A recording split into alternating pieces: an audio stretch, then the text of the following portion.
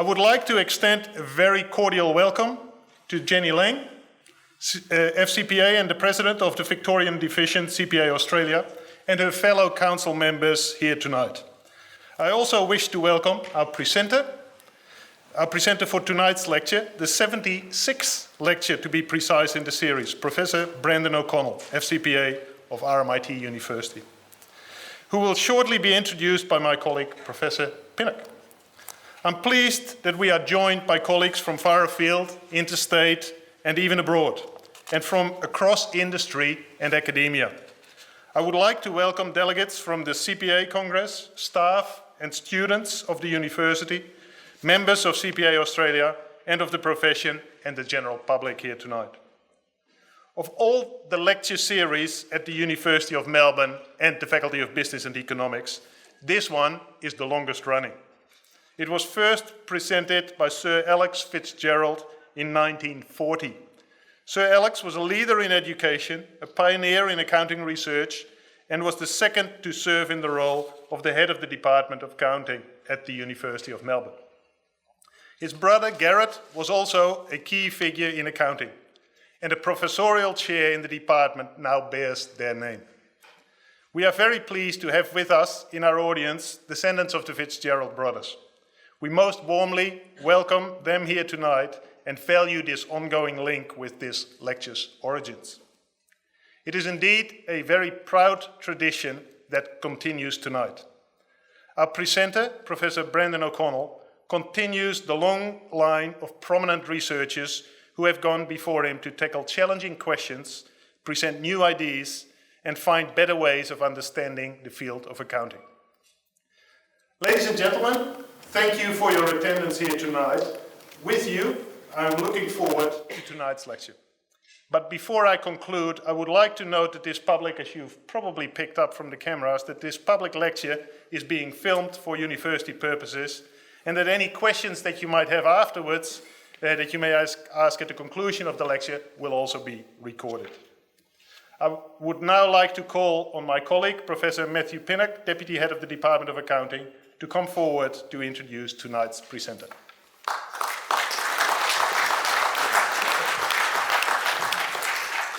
Thank you, Paul. Paul's actually the Dean, so really I think I should be introducing the Dean rather than the Dean introducing me, but nevertheless, thank you, Paul, for doing that. So it's my pleasure to introduce Brendan. Brendan has a long and outstanding career in both industry and academia. In industry, he worked for a while, for a substantial period of time, as a bond dealer and as an analyst with the banks. And in general, if you leave from the investment banks as a bond dealer to academia, you're taking a vow of poverty. And the general reason for that is that you have been a very, very successful bond dealer. So there will be an opportunity for questions at the end of the lecture. So I think the first question you should be asking Brendan is, should we be going long or short on bonds? I know that's a question that I'll be asking, and in 1 year's time we can reconvene and put to the empirical test whether in fact he's a good bond dealer or a bad bond dealer, so we shall find that out. So from there he moved into academia, and Brendan has worked across all the leading unis, both in Australia, in Asia and in the States. Okay. While in the academic career he's published widely both in education, in relation to corporate scandals and ethics. He's also consulted to public companies, the professional accounting bodies, and national teaching and learning institutes. Brendan has been a recipient of large research grants. He has also been the president of the Victorian Council of CPA and has been the CPA Chief Examiner. Is that right, Paul? The Chief Examiner. So very well qualified for tonight's lecture topic. So let's welcome Brendan to the stage.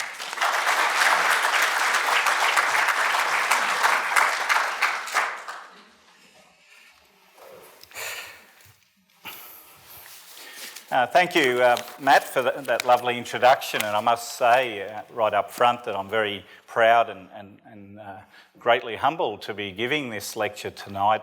Such a distinguished history, this lecture, and I hope that I can do it justice tonight.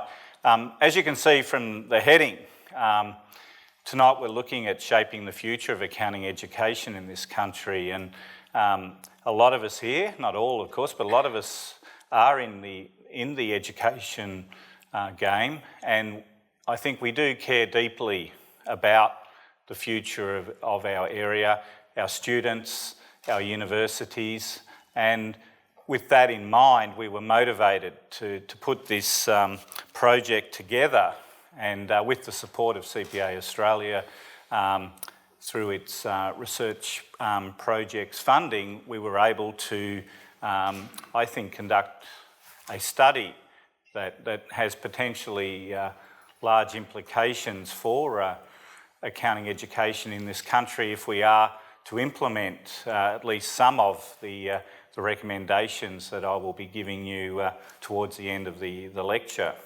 The research team that we put together for this task, you can see the names there, and I think the first thing I'd say about that is we were trying to get a diversity of people on the project team from a variety of states and universities to help conduct this particular research project. And I think probably the most common factor amongst these people is they all do care very deeply about accounting education in this country. And you can see that it was funded through the Global Research Perspectives program of CPA Australia. Just let's start with a little bit about the background and aims of the project. And some of us here may recall the famous Mathews Committee report, which came out in 1990, and that was 25 years ago, so it's been a long time since anyone has really attempted to look at the accounting education landscape in this country, and I think the world has changed so dramatically in that time, and so if we take that viewpoint, then we need to reflect upon where accounting education is today and where it can go in potentially in the future, so that we can better equip our students to go forward and be successful and to contribute to society in a meaningful fashion in the area. So quite a long history there between the two studies, and just a little bit of a recap here before I get on to the study that we conducted. And if you look at the Mathews Committee report, there were a lot of recommendations in there, and I just picked out 3 tonight to highlight to you what the thinking was back in 1990. And the first one was that they made a strong recommendation to increase the length of accounting degrees back then. They wanted to increase the accounting degree from a 3-year to a 4-year degree. And there was a big push for that. And this was a government-funded project, and it was put to the government of the time that we should have 4-year accounting degrees. Of course, that has never happened. The other big recommendation that I'd like to highlight there was they felt that accounting student to staff ratios were far too high, and they recommended that accounting student to staff ratios should be at a maximum of 16 to 1. 16 to 1. Now, those of us who teach in accounting today would dream about 16 to 1. So again, that one was never really achieved, unfortunately. Although I suppose from a financial perspective for universities, one could argue that's good. But certainly from a teaching education perspective, we would have liked to see student staff ratios move somewhere towards that over time, but that certainly has not happened. I might add that at the time of that report, we were at the cusp of the international student market taking off in this country, and that certainly has dramatically changed the landscape, as we'll see shortly when I show you a graph on that. The other thing that was really stood out to me when I looked at the report was the authors felt that we desperately needed to increase the qualifications and research performance of staff in Australian universities teaching accounting. And I think that is one that we have seen quite a bit of progress on. Back then in 1990, very few accounting academics had PhDs. Very few were research active in any major way. There were certainly exceptions, but a lot of the academics back then were pretty well teaching focused, and research was not something that was preeminent. But we certainly have seen a change in that in the last 25 years, definitely. And so I think that's one area where we have seen progress. But certainly the other two areas that were mentioned were a problem. What were we looking to do in the present study? Well, the first thing we were interested to find out was the current state of play in accounting and business education in Australia. And you might ask why we said in business education, and the reason for that is that a lot of students who study accounting are drawn from a wide variety of disciplines. It's not just accounting majors we're talking about here. Just about every student that does a business major now does have to at least study one subject in accounting, and so we felt that it was important to recognise that reality. So the first thing was to assess the current state of play. The second was to focus on the current, or the key challenges, I should say, the issues and the opportunities faced by the accounting education sector. We feel that there are a lot of challenges and issues faced, but we wanted to get the perspective of those that participated in the study to see what they thought. And the third, and perhaps we think the most important aspect of the study, was to develop feasible, innovative and productive ways forward to meet the many challenges faced by accounting education and to take full advantage of the opportunities identified. And I can tell you in conducting this study, and it was very time-consuming but very rewarding, we spent a lot of time on the recommendations, and we'll dwell on those towards the end of the lecture, but certainly that was our biggest focus. How can we come up with a serious set of recommendations that can take us forward as a discipline on the education side? So, given that, let's have a look at what's happened in the subsequent years. And if you have a look at this diagram, I think it tells us a couple of very interesting stories. And the first story I would probably highlight is the blue line is your domestic students. And if you look at the blue line, what you can see there is actually domestic students studying accounting in Australia has actually been on the decline over recent years.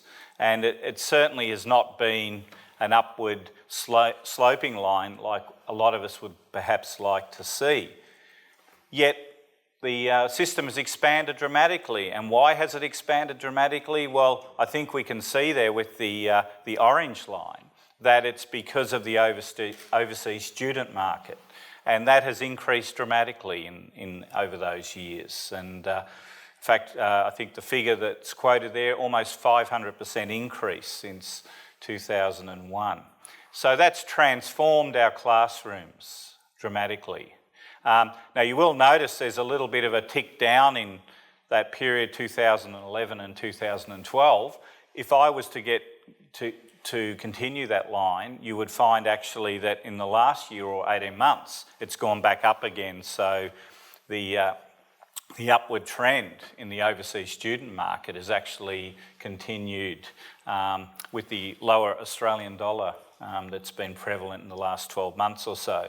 So essentially what we're seeing here is overall student numbers have increased a lot studying accounting, but that's mainly been international students. The domestic demand for studying accounting has been flat to declining, and I think that's an interesting thing for us to contemplate.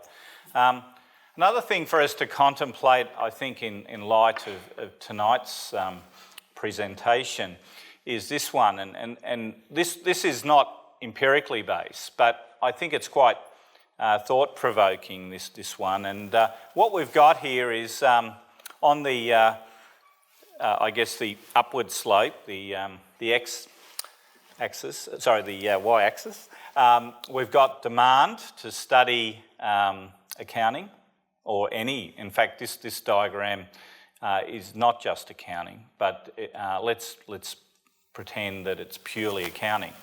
And what we're showing here is where demand is projected to go for graduates in the area. And if you look at the x-axis, the horizontal, what we've got there essentially is different pathways. And what we're seeing here is that we've got increasing demand for students to who have very high order skills, high skill jobs, and we've got increasing demand for those with very low skills. But the middle, which is your medium skill jobs, what we're seeing there essentially is that the demand is declining for that group. And I think this is really interesting for us to contemplate in looking at where we position our graduates of the future, because I think the days of the mediocre accounting graduate walking into a well-paid job are gone. If they ever existed, they're gone. What we need to be able to do is move our students more and more towards that right-hand side to the high-skilled aspect, the high-skilled jobs.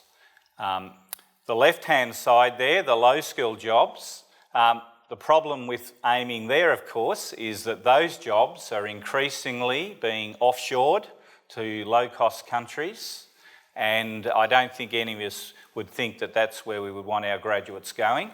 So we want them in that right-hand side there, the high-skilled jobs. And so our job, as best we can do as accounting academics, is to position our graduates so that they are able to step into those high-skilled jobs where there is increasing demand, but of course the skills you need to succeed in them are very much reflected in a high-quality graduate coming out. And if the student doesn't have the requisite skills, and we'll talk more about what those skills might be shortly, then we're going to have some problems. So if we move right along, what did we try and do in this study? Well, we were interested to get the views, the perceptions of key stakeholders in accounting education. And what we did was seek the the views of 34 experts in their field. And some of those people are actually, I think, in this audience tonight. These included principals and partners or managers of recruitment for professional services firms, chief executive officers, chief financial officers and divisional department heads from publicly listed companies, academics consisting of heads of school, discipline coordinators and other professors from accounting schools and disciplines, professional accounting bodies, senior public servants, corporate regulators and government agencies.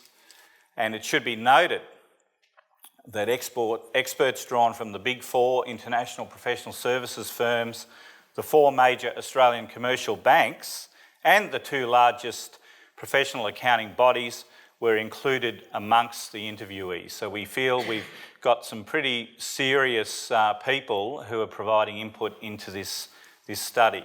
But we didn't neglect the smaller end of town. We also had some small public practitioners in there, smaller businesses, so that we did get a balanced view. We conducted semi-structured interviews with these people, consisting of 15 major questions. And just to give you some examples of the sorts of questions that we asked them to talk about. What will accountants be doing in 2024? i.e. 10 years on from now, because it was done last year, and what will be the key competencies and or minimum knowledge for accountants in 2024. What changes, in their view, to accounting education would be required to meet these key competencies and or minimum knowledge requirements? What problems do you believe exist currently in accounting education? Which three are the most important? What strategies can you suggest to address these problems? What scope do you believe exists for practitioners in the development of skills in accounting students? Given technology is changing, how do you see this affecting accounting education, accounting, business in the short to medium term? And the last but not least, with recent government policy changes, or at least projections of policy changes for the higher education sector, how do you think this will impact accounting schools and their ability to compete?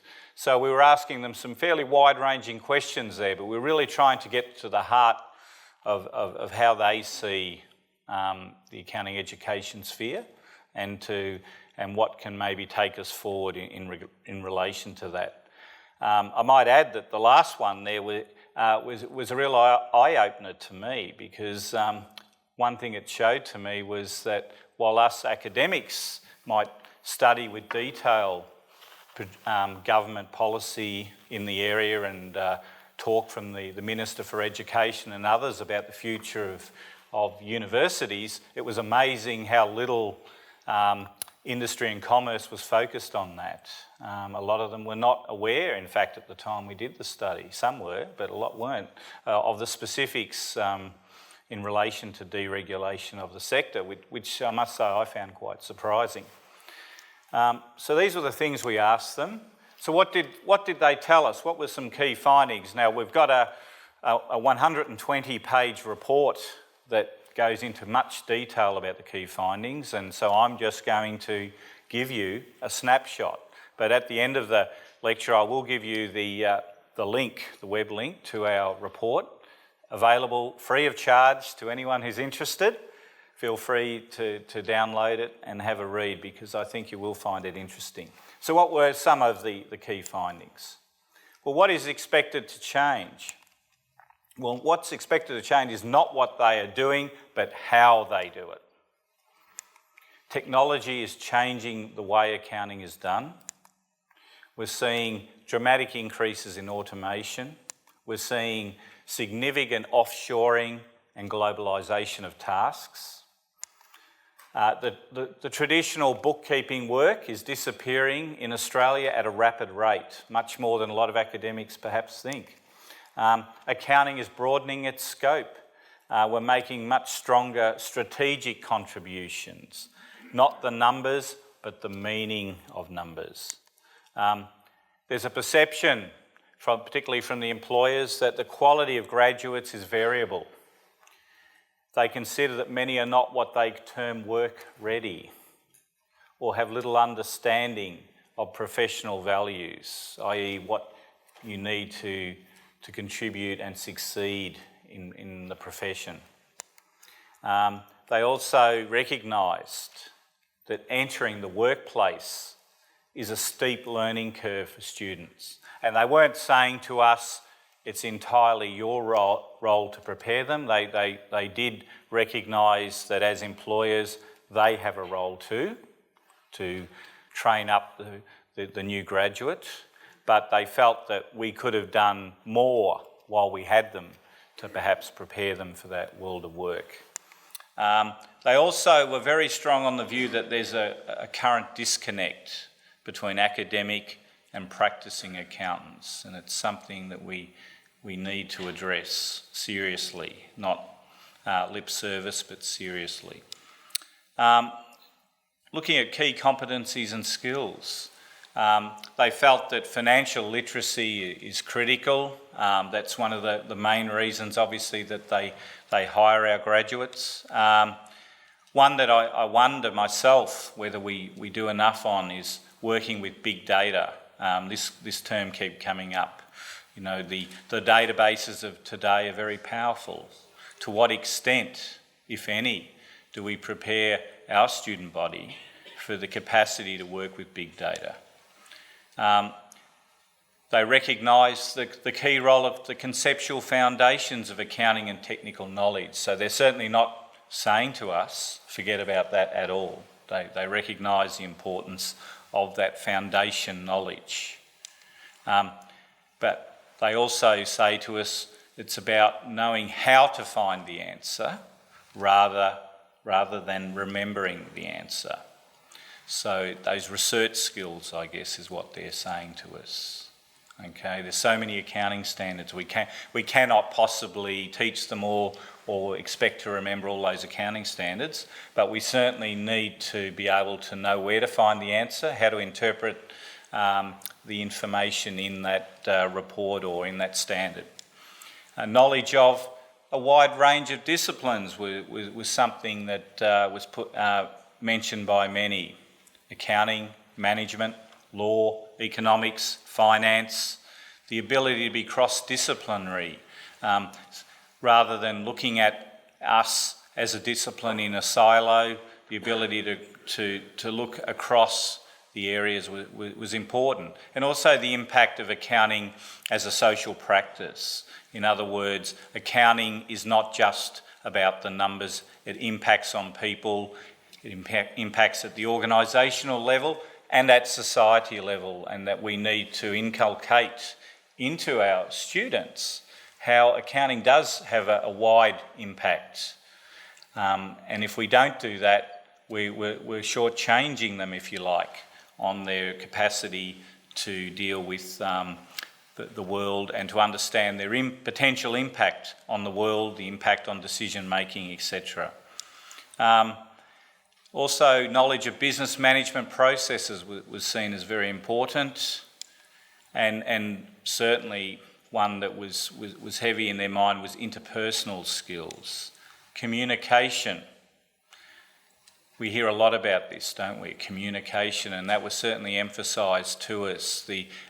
Communication was not just about being able to write, it was about to communicate with influence. This term kept coming out. How do we communicate with influence? Because that's what they want the graduates to be able to do, put them in front of their clients, convince their clients, and these are important skills.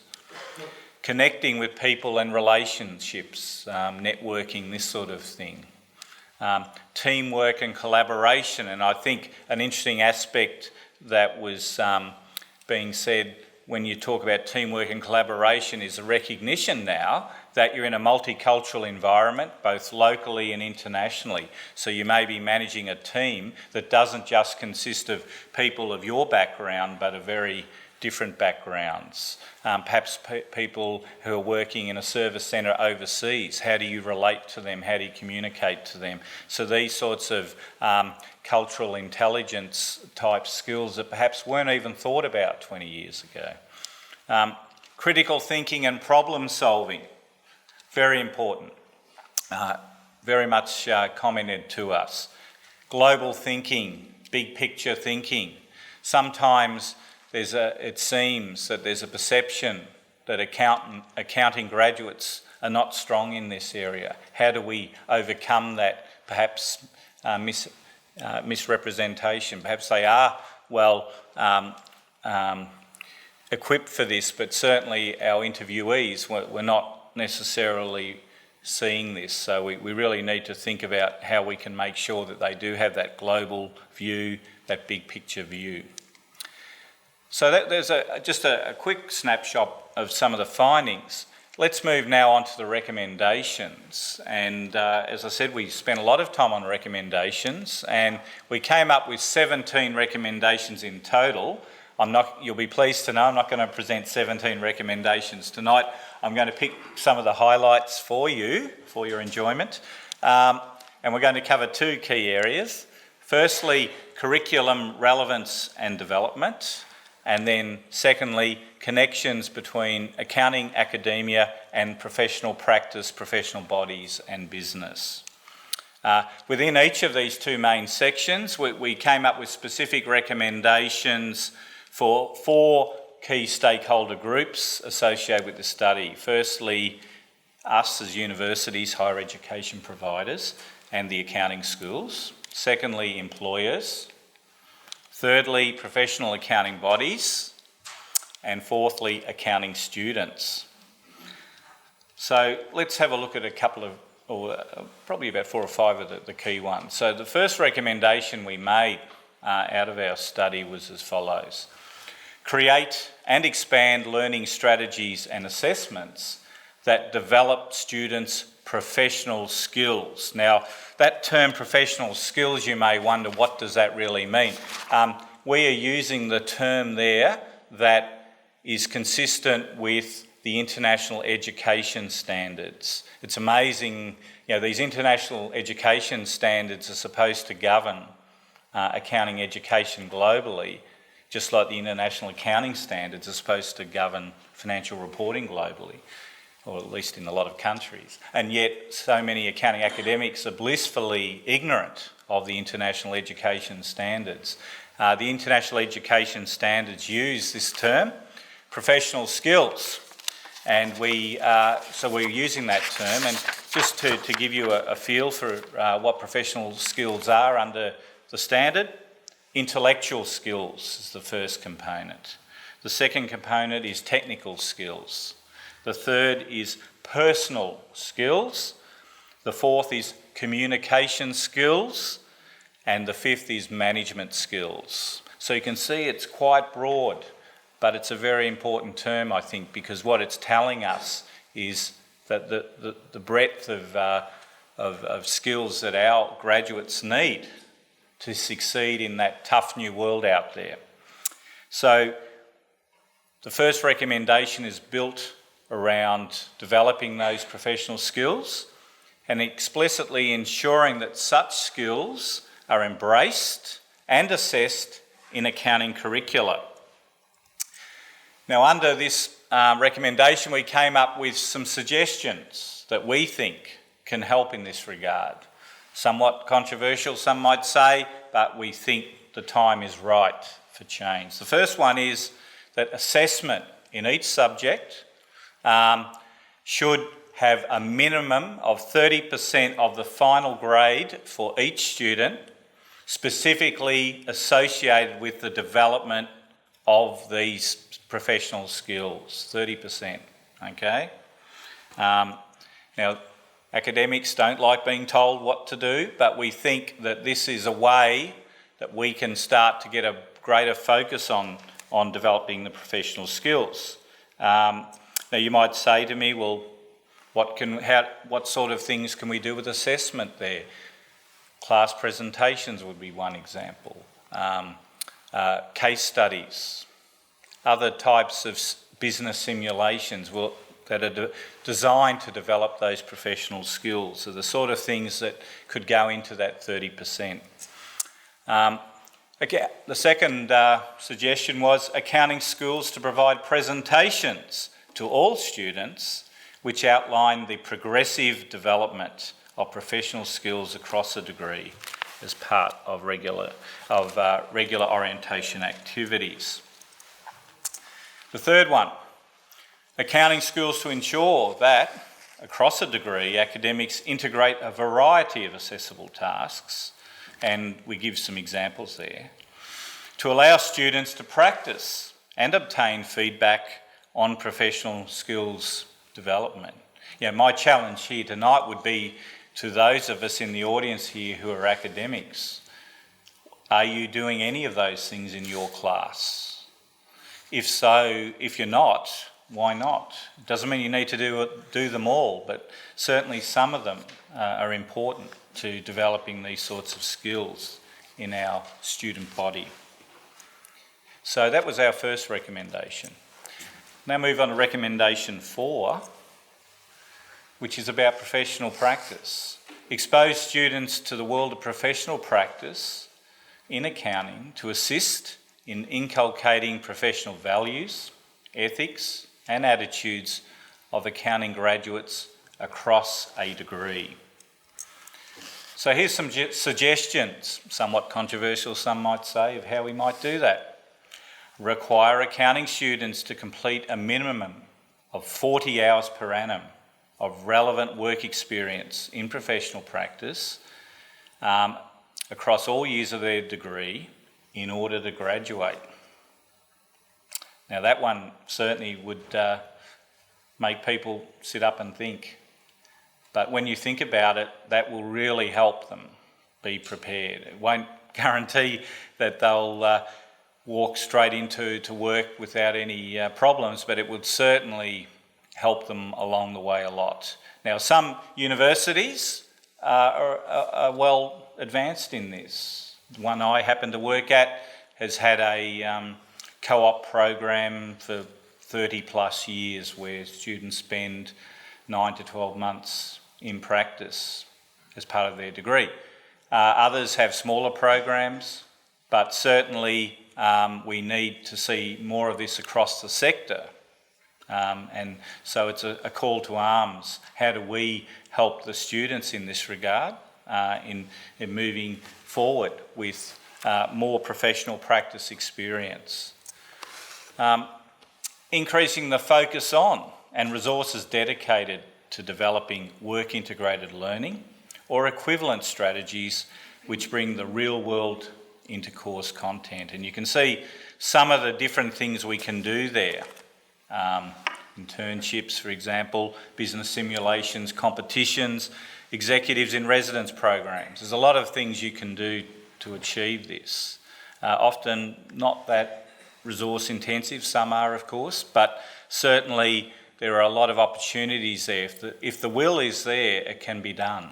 I know here at the University of Melbourne you do a number of these things, and we see it in some universities more than others, but we certainly would like to see this a lot more prevalent across the sector in the national interest, or even in the public interest. The sixth recommendation, encourage and assist employers to work closely with accounting schools in enhancing the applied dimensions of students' learning experiences. We're essentially looking at more partnerships with business here, and I was fortunate enough to work in the US for a few years, and I saw this happening a lot more there than I perhaps see here, which is unfortunate. That relationships are formed often that last many years, and we see much more, shall we say, input from the business sector into universities, into the classroom, and in other ways as well, even financial commitment. So how can we see this work? Well, we could see the appropriate staff, especially at senior level, coming more to classes to give guest lectures and portray case study scenarios. But this could be done both at classroom and in the online format, and to be active and engaged members of accounting schools or degree advisory committees. Again, we see some of this happening at some universities, some more than others, but we would like to see a lot more of this happening. And we think, again, if there's the will, this can be achieved at a greater level. We'd like to see employers, providing or extending vacation and other internship opportunities for accounting students. Some employers are very good at this, others are less involved in this. Again, we think there's a lot of opportunity to enhance this area, and I think the group that find it the hardest in this area are the international students from my own experience. Contribute relevant materials and the benefit of experience in the development of actual or realistic case studies. So this essentially is employers or potential future employers helping us as academics to develop real-world case studies that would be useful to our students. It's amazing to me how often in my role, when I meet with practitioners, how they'll say to me, "Oh, look, I'd be happy to come and talk to your students." And they don't necessarily need any or expect any money or anything like that. You really just need to make the call and they will come. And I think we need to harness this more often than we do, unfortunately. Recommendation 14. Provide greater opportunities for the formal mentoring of students by experienced practitioners on a regular, supervised basis as they undertake their accounting degree. So much a focus on the mentoring. Qualified accounting practitioners with appropriate professional experience could volunteer to guide and support accounting students as mentors as they undertake their accounting degrees. Again, I know from my own involvements with the profession, there are plenty of people out there who would be willing to be mentors. We just need to ask them and they will engage. Recommendation 7. Use the accreditation processes to ensure a demonstrated focus by higher education providers and accounting schools on the development of students' professional skills and the inculcation of professional values, ethics and attitudes in accounting degrees. Accreditation is something we have it's been in our accounting programs for a long time. Let's try and harness more value added from it. How could we do this? Well, one suggestion is professional accounting bodies to work closely with accounting schools to identify key quality and impact performance indicators for incorporation in accreditation processes.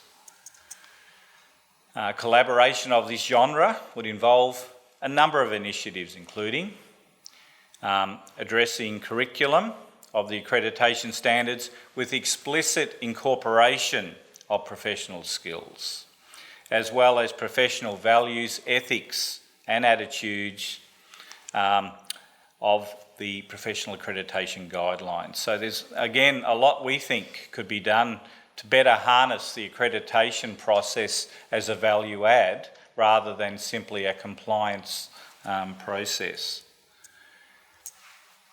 Professional accounting bodies to encourage and support the development of a strong and productive profession-wide strategic partnership between Australian accounting academia and professional practice.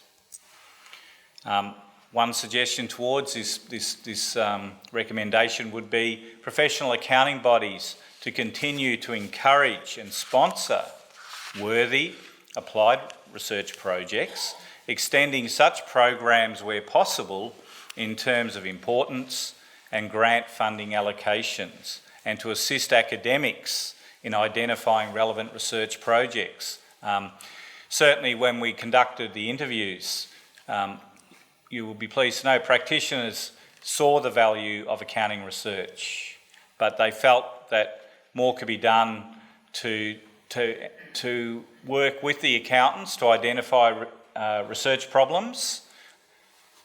They felt that if that was done, then we could perhaps reduce that disconnect that was currently the case. Now, that doesn't mean every research project needs to be applied in that sense, but certainly there's opportunities to strengthen those links, and they can help us and we can help them. And certainly the funding, we are under a lot of pressure to get grants. Any academic can tell you that. If we can build those bridges better, then those opportunities will increase from where they are at the moment. Here's one that I know the accounting bodies are very keen on. Say that a little bit tongue-in-cheek. That we would like to see funding available for research to be increased. The accounting discipline has some opportunities for research funding, but relative to other disciplines it's limited, and yet a key performance indicator for academics in our discipline, like all, is research allocations, and this could also help build those links better with the industry if we could see more of this applied research being funded through the professional accounting bodies. So that was recommendation number 15. Okay, so they're the main recommendations that I wanted to share with you. And what I wanted to do in closing was just to read out to you something that I came across. Those of you who have a bit of an accounting history bent, and I know I do, might resonate with this. And this was written in 1926 in the Accounting Review, the preeminent journal in accounting research. The very first volume of the Accounting Review, 1926, was written by a gentleman called Hugh Jackson from Harvard University. And it was under the heading, Tendencies in Commercial Education. And this is what he had to say in 1926.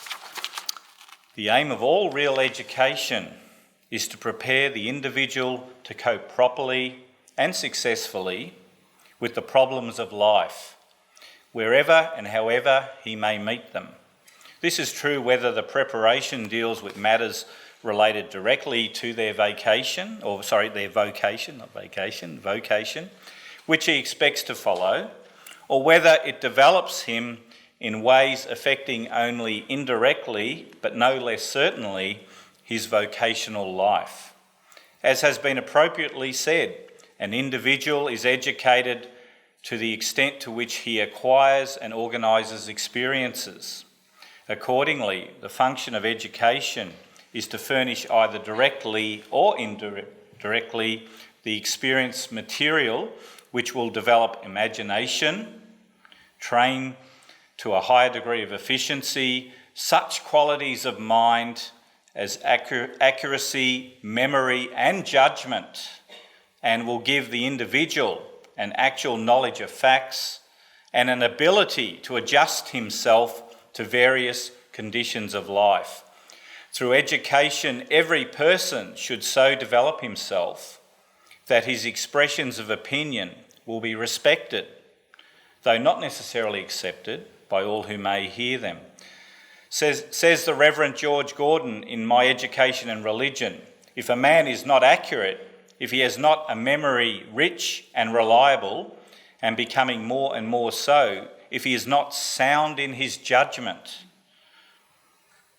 careful about his premises, his processes and his conclusions, and if he has not an imagination that can open up the future for business in a sound way, his name will swiftly be found among the failures.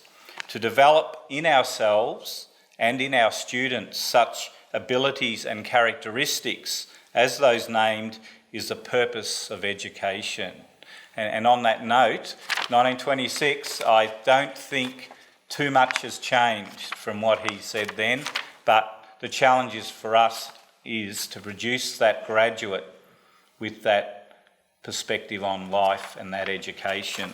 So with that, I will conclude. There's your link to the report, and that's the official title in everything of the report, but I would certainly recommend you to have a look at our report. A lot of work's gone into it. We think the recommendations have a lot of merit, and we're hopeful that they will have an impact and it won't just be another report that gathers dust. So on that note, thank you, and I'd be happy to answer any queries or comments or questions.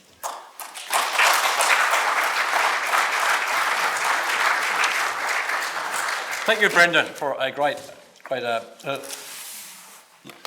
lecture. In the spirit of an education lecture, I think we should give it a mark.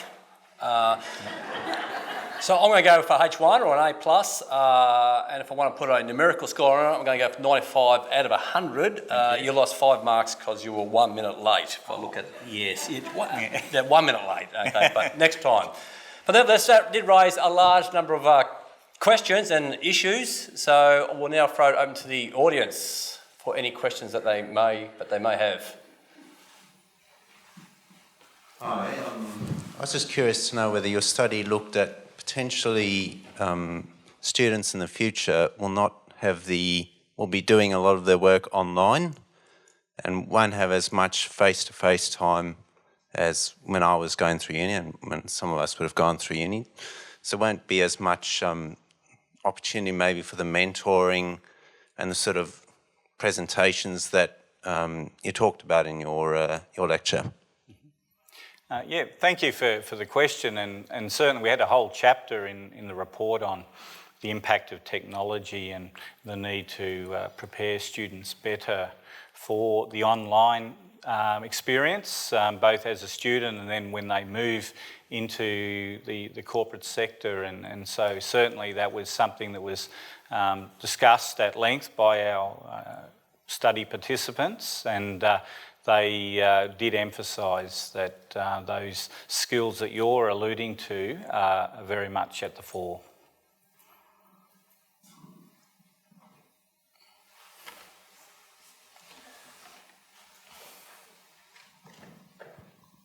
Hi, in your presentation you mentioned comparisons to the US and in particular around the links between business or industry back into academia.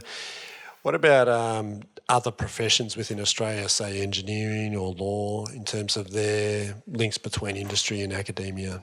Did you look at anything like that? Well, look, I think it varies from discipline to discipline.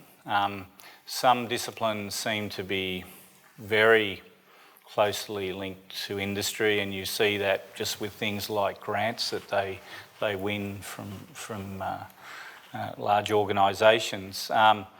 So I think it's quite variable within the Australian context, but I would note that a lot of the research that's been coming out in recent years shows that Australia ranks extremely low by OECD comparisons in terms of our industry linkages, and that it is a real concern, even at government level.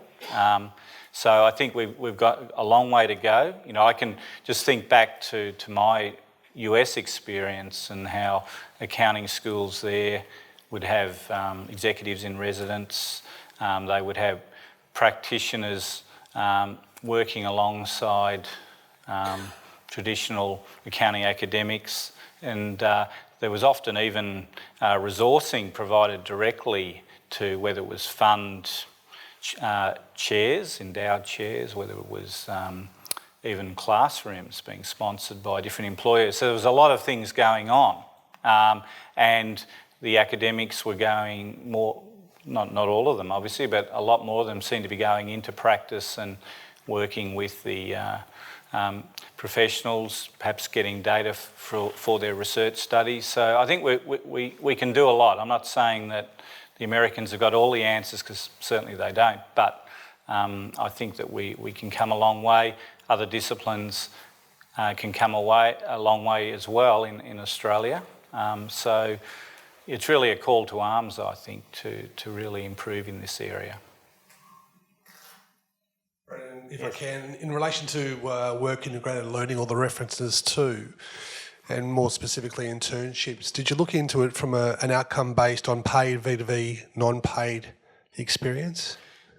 Look, Anthony, the people that we interviewed weren't really focused so much on that. We didn't ask them about paid versus unpaid.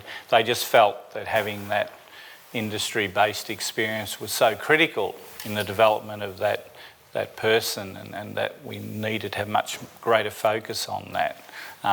Sure, it would be great if they're paid. You know, some universities, they do get paid quite well to do a co-op or an internship.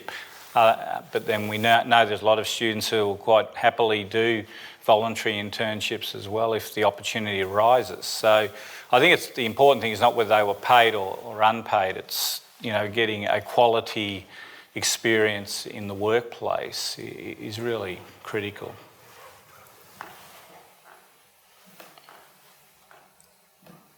Brendan, can you give us a feel for tertiary institutions teaching accounting now, how they break up between classes outside of business hours and classes, which I think has been the marked trend over the last 20 years or so, to classes only within normal working hours of, say, 8 till 5? Because thinking back to my undergraduate days, it seems to me that many of the problems that you're sensing and trying to address were not so prevalent when people were working or had the opportunity to work part-time during normal business hours and attend to their accounting education after hours.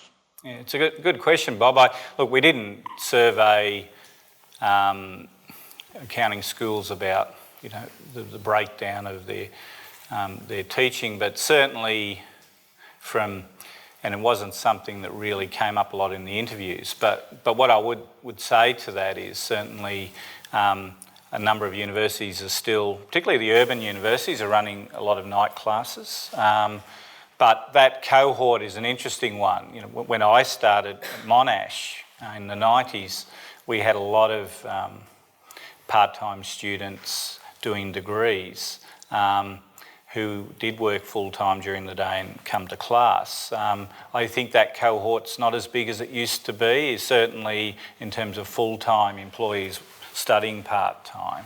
But we certainly have a much bigger group of students who are working part-time and studying full-time, and those students are not necessarily doing work that's accounting-based.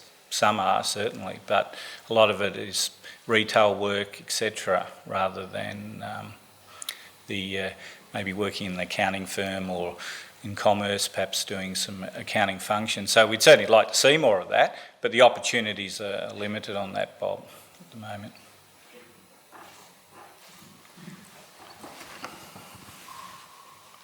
Thank you, Brendan. Can you give us an idea as to what you think would motivate accounting schools to adopt some of your recommendations? Eva, that's a really good question, and I didn't plant that one, but I'm glad you asked it, because I remember talking to a very prominent person who would be known to a lot of people in this room, and this person said to me, you know, Brendan, problem is you guys in academia, accounting academia, you've got all the KPIs wrong. That was his first comment. And what he was alluding to, I think, was that the incentives to really excel at some of these areas are just not there.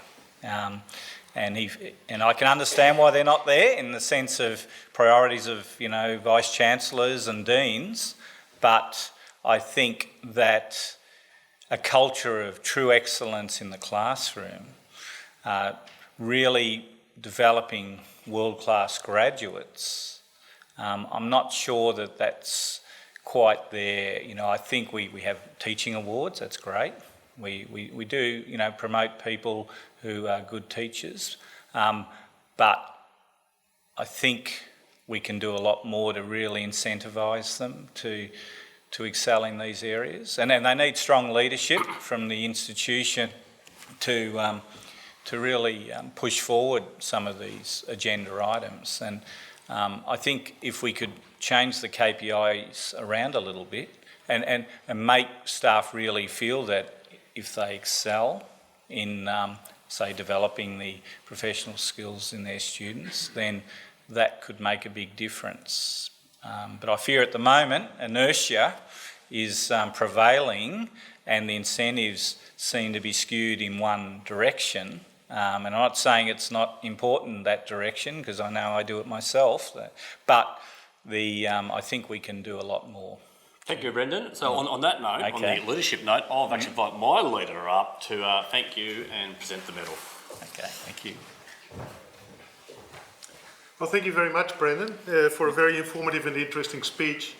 It's very topical too. This very year we celebrate 90 years of the Bachelor of Commerce here at the University of Melbourne. And accounting has been an integral part of that from the very start. So we're looking forward to what will happen next with the BCom. We're looking forward to what will happen next with accounting. So you've given us a lot of food for thought here, I think, in relation to the future of accounting education.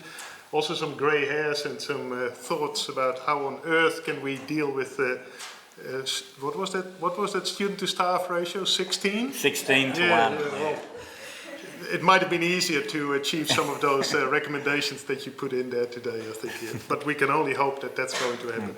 So it is my great pleasure, therefore, to present you with the University Medal. And thank you very much for this very exciting lecture. Thank you.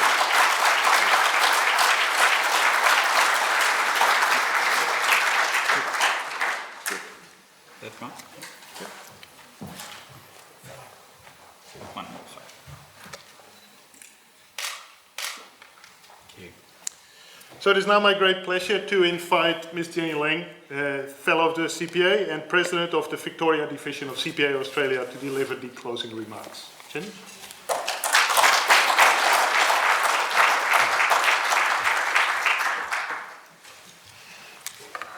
Thank you, Professor Kaufman. On behalf of CPA Australia and the University of Melbourne, I thank you all for being here tonight. CPA Australia is thrilled once again to join the University of Melbourne to present this annual research lecture, the oldest continuous research lecture series to be held anywhere in the world. Since its origins in 1940, this lecture has proven to be an invaluable platform for the latest thinking and research in accounting and finance to be shared and discussed. CPA Australia is particularly proud of this long-standing tradition and delighted with its ongoing partnership with the University of Melbourne. At the heart of this relationship is the belief that education empowers people and helps realise everyone's potential, ultimately leading to the advancement of the accounting profession. CPA's global membership has more than 150,000 members working in 120 countries around the world, with more than 25,000 members working in senior leadership positions. Tonight, Professor Brendan O'Connell has presented an insightful research lecture outlining the changing student population amongst a vastly changed professional landscape regarding demand. Amongst the recommendations that we've heard tonight, and he has highlighted, our thoughts are challenged regarding the relevance of course content, students' exposures to values and ethics, and the topic of mentoring, just to name a few of them. Again, we thank Brendan sincerely for sharing his research. I thank each of you, and good night.